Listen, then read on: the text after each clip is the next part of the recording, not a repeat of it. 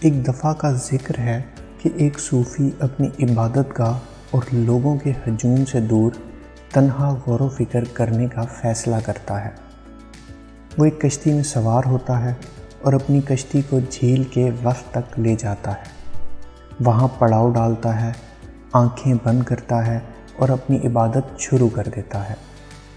کچھ گھنٹوں کی مکمل خاموشی کے بعد اسے اچانک محسوس ہوتا ہے کہ کوئی اور کشتی اس کی کشتی سے مسلسل ٹکرا رہی ہے۔ بند آنکھوں کے ساتھ ہی اسے اپنا غصہ بڑھتا ہوا محسوس ہوتا ہے، اور جب وہ آنکھیں کھولتا ہے تو وہ پوری طرح سے اس ملاح پر زور زور سے چلانے کے لیے تیار ہوتا ہے جس نے اس کے غور و فکر میں خلل ڈالا۔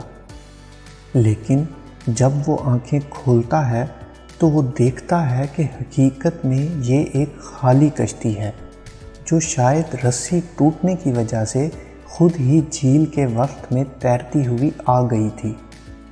اسی لمحے وہ صوفی خود سے آگاہی حاصل کرتا ہے اور سوچنے لگتا ہے کہ در حقیقت غصہ اس کے اندر ہے اور اسے محض کسی باہر کی شے کے ٹکرانے کی ضرورت ہوتی ہے تاکہ اس کے غصے کو ابھارا جا سکے۔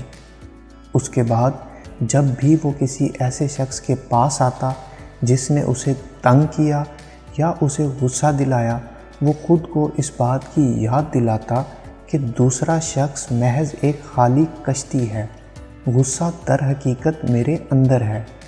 اسی طرح حقیقت میں ہم سب کا غصہ ہمارے اندر ہر وقت موجود رہتا ہے، اسے بس اتنا ہی چاہیے کہ کوئی اس خالی کشتی کی طرح اس کو ابھار دے۔